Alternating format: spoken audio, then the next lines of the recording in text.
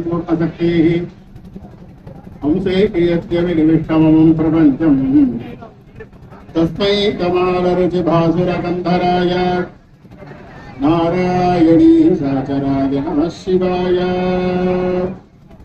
மண்ணில் நல்ல வண்ணம் வாழலாம் வைகளும் எண்ணில் நல்ல கதிக்கு யாரும் ஓர் குறைவில்லை கண்ணில் நல்ல விதுரம் கழ்வள வளநகர் பெண்ணில் நல்லாடும் பெருந்தகை இருந்ததே திருச்சிற்றம்பலம் நம பார்வதி பதையே ஹர ஹர மகாதேவா நம பார்வதி பதையே சொன்னாக்க எல்லாரும் ஹரஹர மகாதேவா அப்படின்னு எல்லாரும் உரத்த குரல்ல சொல்லணும்.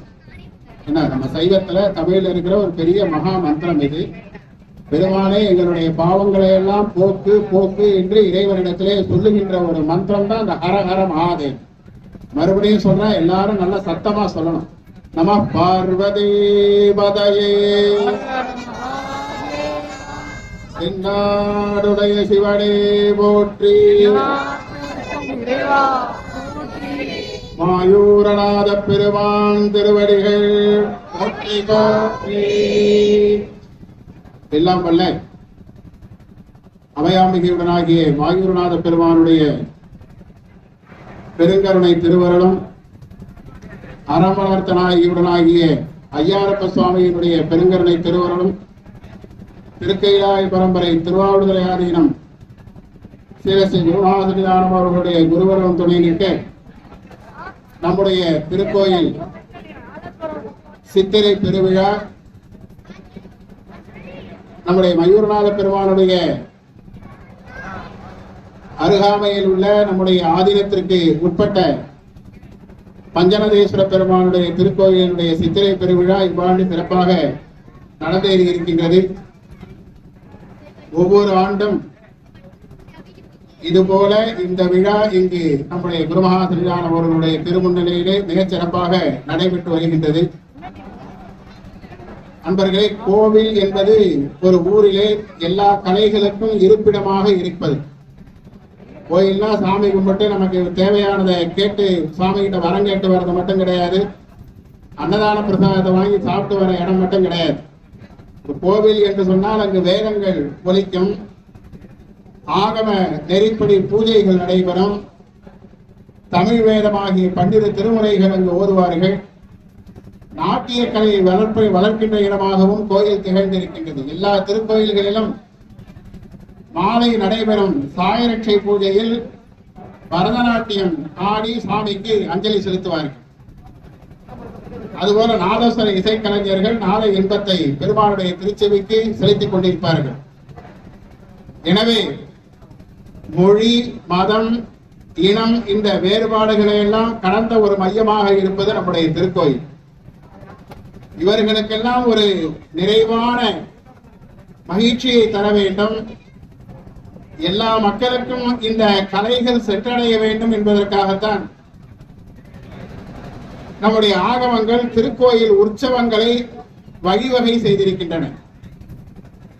மகோற்சவம், உற்சவம் என்று சொன்னாலே சந்தோஷம் அர்த்தம்,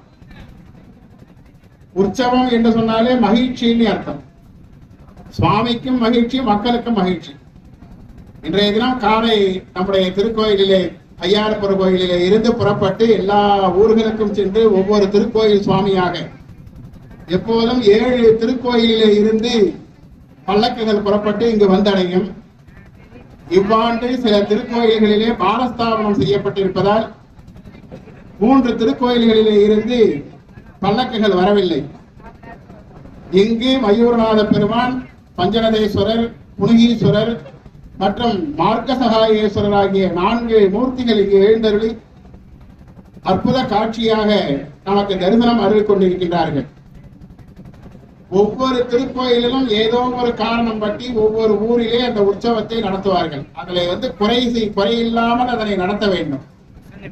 பாலஸ்தாபனம் செய்யப்பட்டிருந்தாலே ஒழிய எந்த காரணத்தை கொண்டும் மகோற்சவத்தை நிறுத்தக்கூடாது.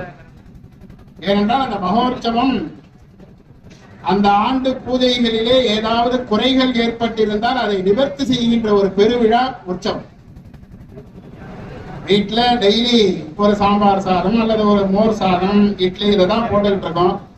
இப்ப ஐயாவுக்கு ஒரு பிறந்த நாள் வந்ததுன்னா அன்னைக்கு ஒரு வடை பாயசம் இனிப்பு பழங்கள் இதெல்லாம் வைத்து ஒரு நிறைவா சாப்பாடு போடுறோம் இல்லையா? அப்ப அவங்க என்ன பண்ணுவாங்க, டெய்லி சாப்பாட்டுல ஏதாவது குறை இருந்தா கூட இன்னைக்கு ஒரு நல்ல சாப்பாடு கிடைச்சதுன்னு சந்தோஷப்படுறாங்கல்ல.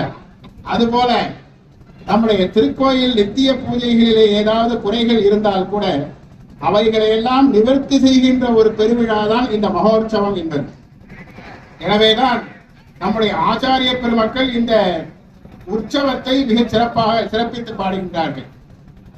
ஞானசம்பந்த பெருமான் ஒரு வருடத்திலே என்னென்ன உற்சவங்கள் நடத்த வேண்டும் என்று ஒரு அருமையான பட்டியலை மயிலாப்பூர் தேவாலயத்திலே பாடி அருள்கின்றார். அட்டிட்டல் காணாது போதியோ பூம்பாவா என்று புரட்டாசி மாதம் நிறைவணி உற்சவத்தை சொல்லுகின்றார். அடுத்தது ஐப்பசி ஓணம் காணாது போதியோ பூம்பாவா என்று ஐப்பசி மாதம் ஓணப்பெருவிழா, அது இன்று பல திருக்கோயில்களிலே நடைபெற்றுக் கொண்டிருக்கின்றது. ஓணப்பெருவிழாவை காணாது பைத்தியமா அப்படிங்கிற. கார்த்திகை விளக்கீடு காணாது போதிய கார்த்திகை மாதம் திருவிளக்கு ஏற்றி சொக்கப்பனை கொளுத்தி கோயில் முழுவதும் வீடுகள் முழுவதும் விளக்குகள் ஏற்றி அந்த உற்சவத்தை கொண்டாடுகின்றோம். இதை 5ஆம் 6ஆம் நூற்றாண்டிலே வாழ்ந்த அன்றைக்கு சற்றேறக்குறைய 1600 ஆண்டுகளுக்கு முன்பு வாழ்ந்த ஞானசம்பந்தர் இந்த உற்சவங்களை சொல்லுகின்றார். இதோ இன்னைக்கு நாங்க கண்டுபிடிச்சதில்லை, இன்னைக்கு நாங்க செய்யறதில்லை. அடுத்தது மார்கழி மாதம் ஆதிரை பெருவிழா, திருவாதிரை உற்சவம். ஆதிரை நாள் காணாது போதியோ பூம்பாவா என்று பாடுகின்றார். அடுத்தது தை மாதம் தைப்பூச பெருவிழா. இன்றைக்கு எல்லா திருக்கோயில்களிலும் தைப்பூச பெருவிழா. நம்முடைய ஆதீனத்திற்கு உட்பட்ட திருவிடை மருதூர் தேவாரத்துல நாவுக்கரச பெருமான் அதனை குறிப்பிடுகின்றார். அந்த ஊர்ல தைப்பூச பெருவிழா சிறப்பானது என்று குறிப்பிடுகின்றார். தைப்பூசம் காணாது போதியோ பூம்பாவா என்று பாடுகின்றார். அடுத்தது மாசி மகம் உற்சவம். மாசி மகத்துல கடல் நீராட்டத்துக்கு சுவாமி அழைச்சிட்டு போனோம். திருவன்காடு கோயில்ல அது ஆண்டுதோறும் நடைபெறுகின்றது. மாசி கடலாட்டு காணாது போதியோ பூம்பாவா என்று பாடுகின்றார். மாசி மாதம் கடலாட்டு பெருவிழா. அடுத்தது பங்குனி திருவிழாவில் தான் ஒரு சிறப்பு என்ன, ஒளிவிழா காணாது போதியோ பூம்பாவா என்று சொல்கின்றார். மயிலாப்பூர்ல பங்குனி உற்சவம் ரொம்ப சிறப்பு. அதுல 63 புறப்பாடு ரொம்ப முக்கியமானது. நம்ம சென்னை ஒரு மிகப்பெரிய நகரம். அந்த நகரம் அன்றைக்கு ஸ்தம்பித்து போகின்ற அளவுக்கு சிவனடியார்கள் மயிலாப்பூரிலே குவிகின்றார்கள். ஹரஹரா ஹரஹரா என்ற ஒளி, அந்த சத்தம் அந்த சென்னை மாநகரம் முழுவதும் ஒலிக்கின்றது. இந்த விதை ஞானசம்பந்த பெருமான் ஒளி விழா என்று சிறப்பாக குறிப்பிடுகின்றார். அந்த ஒரு அற்புதத்தை இந்த ஒரு அரை மணி நேரமாக நாம் இங்கு கண்டு கொண்டிருக்கின்றோம். பிரம்மாண்டமான வாத்தியங்களை, சிவவாத்தியங்களை வைத்து வாசித்துக் கொண்டிருந்தார்கள். நாதஸ்வர வித்வான்கள் ஒருவரும் நாதஸ்வரம் இசைத்தார்கள். ஓதுவாமூர்த்திகள் திருமுறை இசைத்தார்கள். வேதபாராயணங்கள் செய்தார்கள். நிறைவாக அதிர்வெடிகள் போட்டு வித்தியாசமான மத்தாப்புகளை எல்லாம் கொளுத்தி இங்க எல்லோரையும் உற்சாகப்படுத்தினார்கள். இதுதான் ஒளி விழா என்று. ஒளியும் ஒளியும் அப்படிங்கிறாங்கல்ல. நல்ல சத்தங்களும் கேட்டது, நல்ல வெளிச்சங்களும் நாம் பார்த்தோம். அடுத்தது சித்திரை மாதம். சித்திரை மாத உற்சவத்தை, சித்ரா பௌர்ணமி உற்சவத்தை குறிப்பிடுகின்றார். அதற்கு அடுத்தது வைகாசி மாதம் பொட்டூஞ்சல் உற்சவம். பொற்றாப்பு காணாது போதியோ பூம்பாவா என்று பாடுகின்றார். பொற்றாப்புன்னா பொன்னூஞ்சல். நம்ம கோயிலையும் இந்த வைகாசி விசாரமிப்பு உற்சவம் ஆரம்பிச்சிருவோம். நிறைவாக தெப்ப உற்சவத்துல சுவாமி திருக்குளத்திலே பலம் வருவார்.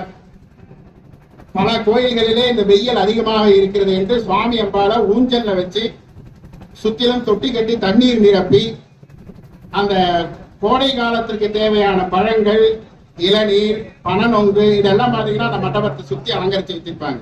இதெல்லாம் எப்படி மக்களுக்கு தெரியும்? கோடை நாள்ல இதெல்லாம் வேணுங்கிறத நமக்கு உற்சவம் வாயிலாக நமக்கு தெரிவிக்கின்றார்.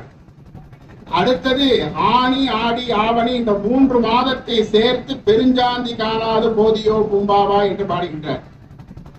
இத பல பேர் தவறாக பொருள் கொண்டு பெருஞ்சாந்தினா கும்பாபிஷேகம் என்று சொல்கின்றார்கள். இந்த பவித்ரோற்சவம் என்று எல்லா திருக்கோயில்களிலும் செய்வார்கள். நித்தியப்படி பூசைகளிலே அல்லது உற்சவத்திலே ஏதாவது குறைகள் ஏற்பட்டிருந்தால் அவற்றை நீக்குவதற்காக பவித்ரோற்சவம் என்ற உற்சவம், நம்முடைய மயூரநாத பெருமானுக்கு 4 நாட்கள் அந்த உற்சவம் மிக சிறப்பாக ஆண்டுதோறும் நடைபெற்று வருகின்றது. ஒவ்வொரு காலமும் அந்த யாகசாலையிலே பூசித்த பவித்திரம்னா தூய்மை என்று அர்த்தம். பவித்திரம் என்று சொன்னால் மங்களம் என்று பொருள். அதை கொண்டு போய் சுவாமிக்கு சாத்தி ஏதாவது குறை தப்பு செஞ்சிருந்தோம்னா மன்னிச்சுக்க அப்படின்னு சொல்லி சுவாமி கிட்ட கேட்கறத இந்த 3 மாதத்துல ஏதாவது ஒரு நாள் எல்லா திருக்கோயில்களிலும் அனுஷ்டிப்பார்கள். சில பேர் ஆனி மாதம் செய்வார்கள், சில பேர் ஆடி மாதம் செய்வார்கள், சில பேர் ஆவணி மாதம் செய்வார்கள். இந்த 3 மாதம் பவித்திர காலம் என்று பெயர். இப்படியெல்லாம் நமக்கு ஆகமங்கள் சொன்ன அந்த ஒரு முறைமையை நம்முடைய ஆச்சாரிய பெருமக்கள் வழிவகுத்து நின்ற அந்த வகையிலே நாம் நம்முடைய குருமான சன்னிதானம் அவர்கள் இங்கு நிகழ்த்தி கொண்டிருக்கின்றார்கள். இது ஒரு நம்முடைய வாழ்நாளிலே இதையெல்லாம் பார்க்கலைன்னா நமக்கு ஒரு பெரிய தவறு செய்துவிட்டோம். அப்பேற்பட்ட ஒரு மகோற்சவம், அப்பேற்பட்ட ஒரு மங்களம் இங்கே இந்த திருவிழாவாக இங்கு நடைபெற்றுக் கொண்டிருக்கின்றது. இந்த காட்சி பொதுவாக எல்லா ஊர்களிலும் ஏழூர் ஓட்டம் என்ற பெயரிலே நம்முடைய மயூரநாத பெருமானுடைய டாக்டர் உவே சாமிநாத ஐயர் இதை குறிப்பிட்டிருக்கின்றார். ஏனென்றால் இதெல்லாம் புதிதாக ஏற்பட்டது என்று பலர் நினைத்துக் கொண்டிருக்கின்றார்கள். உவேசா அவர்களுடைய வரலாற்று அவருடைய நூலிலே இந்த மயூரநாத பெருமான் கோயிலை சுற்றி எந்தெந்த கோயிலிலே இருந்து சுவாமி வந்தது என்பதை அவர் குறிப்பிட்டிருக்கின்றார். அதுபோல கஞ்சனூர் என்ற நம்முடைய அருகாமையிலே இருக்கின்ற திருக்கோயிலே அந்த ஏழூர் ஓட்டம் என்ற உற்சவம் நடைபெற்றுக் கொண்டிருக்கின்றது. இதுபோல திருவையாற்றிலே அந்த சப்தஸ்தானம் என்ற பெயரிலே அந்த மகோற்சவம் ஆண்டுதோறும் மிகச் சிறப்பாக நடைபெற்றுக் கொண்டிருக்கின்றது. பல ஊர்களிலே இந்த சப்தஸ்தான உற்சவமானது, சில கோயில்களிலே மகா சிவராத்திரியை ஒட்டி இந்த ஏழூர் பல்லக்கு என்ற ஒரு வைபவமானது நடைபெறுகின்றது. இங்கு நடைபெறுவது ஒரு சாதாரண அடியவர்களுக்காக சுவாமி காட்சி கொடுத்த ஒரு திருக்கோயிலிலே நடைபெறுகின்றது. திருவையாற்றிலே இருந்து ஒரு தம்பதிகள் இங்கு மயூரநாத பெருமானை தரிசிப்பதற்காக வந்தார்கள். அவர்கள் திரும்பி திருவையாறு சென்று அர்த்தகாம பூஜையை தரிசித்து விட்டு தான் சாப்பிட வேண்டும். அவர்களால் செல்ல முடியல. அவங்க சாப்பிடாம படுத்துக்கிட்டு இருக்காங்க. ஒரு அடியவர் சாப்பிடாம படுத்துக்கிட்டு இருக்காருங்கிறத பொறுக்க முடியாமல் திருவையாற்றிலே இருக்கின்ற ஐயாரப்பர் இங்கு அவருக்கு காட்சி கொடுத்து, நான் இங்கேயே கோயில் கொண்டு இருக்கின்றேன் என்று அவருக்கு காட்சி கொடுத்த ஒரு ஐதீகம் தான் நம்முடைய திருக்கோயிலின் புறக்கோயிலாக இருக்கின்ற ஐயாரப்பர் கோயில். அந்த அறம் வளர்த்த நாயகியாகவும் ஐயாரப்பராகவும் இங்கு எழுந்தருளி இருக்கின்றார். நாதசர்மா அனவத்தியா என்ற தம்பதிகள், அவர்கள் சக்கராப்பள்ளியிலே பிறந்தவர்கள். அவர்கள் நம்முடைய திருக்கோயிலுக்கு வருகை இருந்ததால் தான் இந்த உற்சவம் சிறப்படைந்தது. ஐயாரப்பர் கோயில் நம்முடைய மயிலாடுதுறையிலே வந்தது. அந்த ஒரு அற்புதமான நிகழ்வினை இங்கு மிகச் சிறப்பாக நிகழ்த்தி கொண்டு எல்லோருக்கும் அருளாசை வழங்க வருகை தந்திருக்கின்ற திரு கைலாய பரம்பரை திருவாவூர்துறை ஆதீனம் ஸ்ரீ குருமான சன்னிதானம் அவர்களை வரவேற்று வணங்கி போற்றி மகிழ்ந்து வாய்ப்பளித்த வேற்றுமைக்கு நன்றி கூறி நிறைவு செய்கின்றோம். திருச்சிற்றம்பலம்.